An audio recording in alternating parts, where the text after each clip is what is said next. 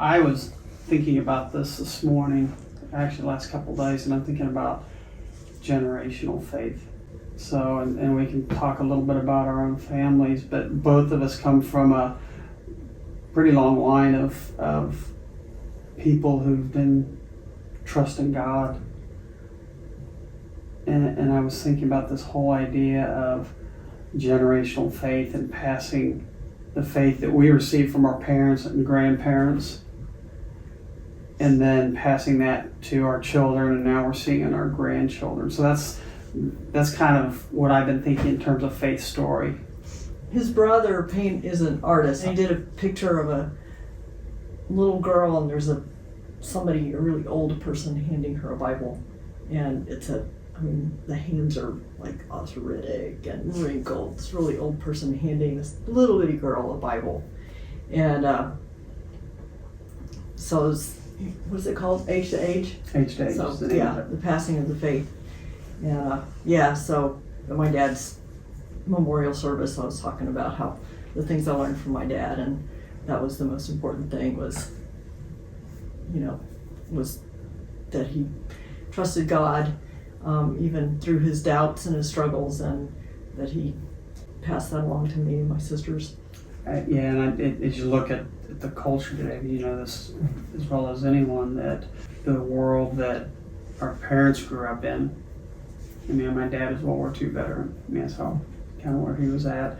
We're boomers, grew up in the 60s and 70s, and now I look at the world that our children have grown up in and our grandchildren are growing up in, and there's a real societal upheaval, and the only way you can equip your children for that kind of environment is for them to be so grounded and so rooted in their faith that they won't be buffeted by winds that could be, cause a shipwreck of your faith, I guess you might say. When our kids are little, I would say I want my kids to be like Daniel, because here was a guy who probably was a young teen. He probably used to watch his parents murdered in front of his eyes by the Babylonians, and he's drug off, and they're trying to get him to become a Babylonian, and he wouldn't do it, He stuck with God. So I always said I wanted my kids to be like that. I was remembering today a song, I know you really liked the song when it first came out, by Wayne Watson. I think it's called Somewhere in the World, about the guy praying for the little girl that his son would eventually marry. And that was something that we made a priority when our kids were young, is to pray for their future spouses, because, pretty high probability they were going to get married. And I always wondered, I suppose we could ask their in-laws, were they praying for their children's future spouses, our children? Because we don't know what God has in store, but the idea that there is a spouse out there that's growing up and hopefully growing up in a growing faith, and that makes all the difference. Yeah. Do you remember the song? Yeah, I remember the song. In fact, I think you sang it as a solo one time, didn't you? No, maybe so.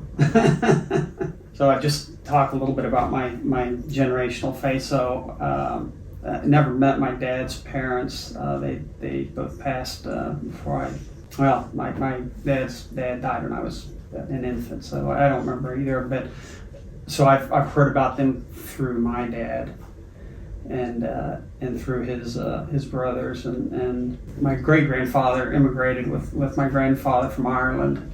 Probably a direct result of the potato famine. So they had that challenge, and settled in Colorado, and the perspective I have of my dad's dad and my grandmother was that they were just very, very devout, very grounded. And then I saw that in my dad and my mom. My mom grew up without a dad. He died when she was young, and so, but her mom was also very grounded in her faith, and so, that's been passed down to me.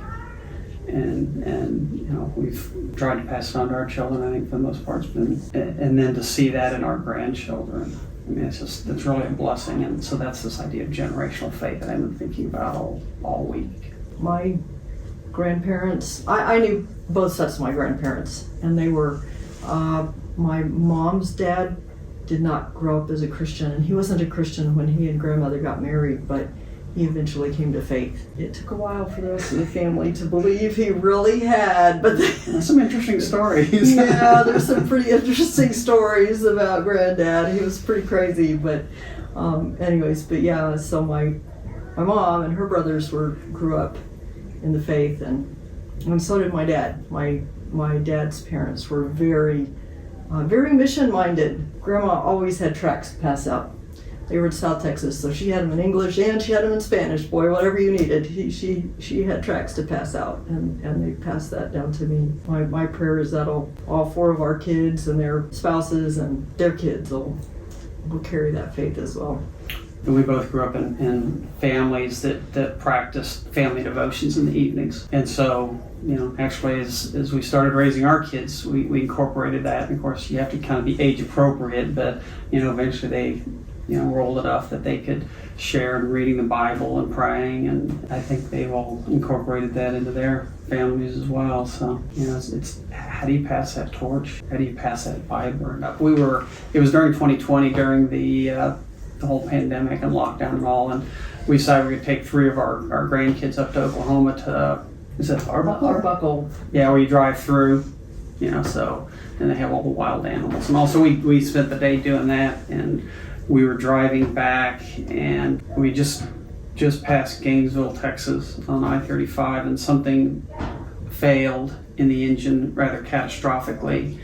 And by the time I got the car off to the shoulder, flames were coming out of the hood. And we've got 3 kids in the back, 2 of them in car seats they can't get out of, and one of them could get out, but 2 of them we had to get.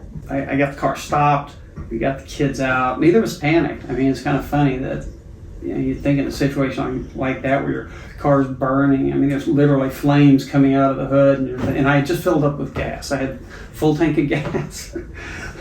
So, but we got the kids out very quickly. Fiona didn't panic either. She picked up all her little toys. I think she missed one. And some guy stopped.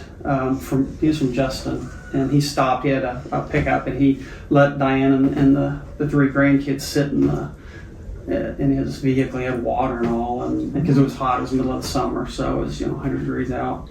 And he let them sit in the truck, and of course I dealt with the fire department, and Gainesville Fire Department came out, and of course the car burned. For a long time. They shut down 35. Southbound 35, all shut. Yeah.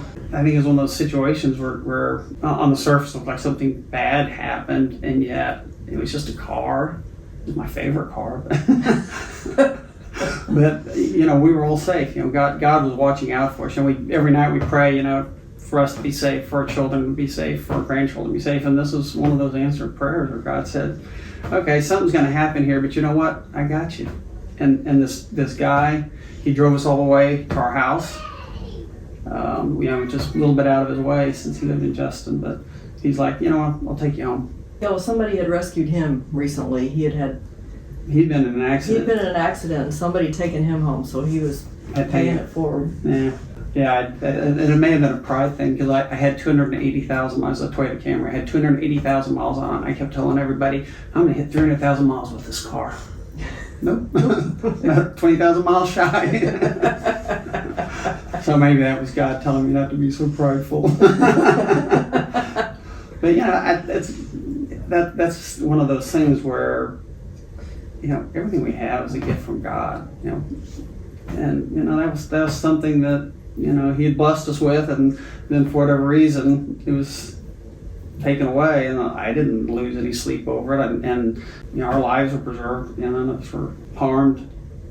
Maybe inconvenienced, but that's really nothing. Hey, the grandkids will never forget. We kind of wondered how it would affect them, because how many people have been in cars that caught on fire? That was the first time for me. And that was the question. We got them back to the house that night because they were spending the night. And our older grandchild that was in the car was like, "Is the house going to catch on fire too?" We said, "Well, we don't think so, but if it does, we got smoke detectors." Yeah, for a while they would ask every time we put them in the car, is the car going to catch on fire? I don't think so. They were, 2 of them were 3 and 1 was 5. And Fiona was 5. Yeah. Kind of gets back to the generational thing. We're blessed to have all of our children and grandchildren living in the area. So we have opportunity to see them on a regular basis and be a part of their lives, which was not the case when, of course, I only had one grandmother surviving. And she only saw her like once a year because she lived in a different state. And she was old enough she didn't travel much. I guess you saw your grandparents a little more frequently. Yeah, especially my dad's parents. So yeah, it was that this idea of extended families, I think, is really, I don't know what the trends are, if you're seeing families tending to live close together now or less so, I don't know. I think it's a blessing for us, obviously, and for children and for our grandchildren to be able to interact on a regular basis. You know, we can provide support to our children because, you know, parenting's a tough job. You know, to have them to be able to consult us on, hey, how do you think I should handle this? Or I'm having trouble with that. And not that we always have the answers. Thanks for listening. And this is our story.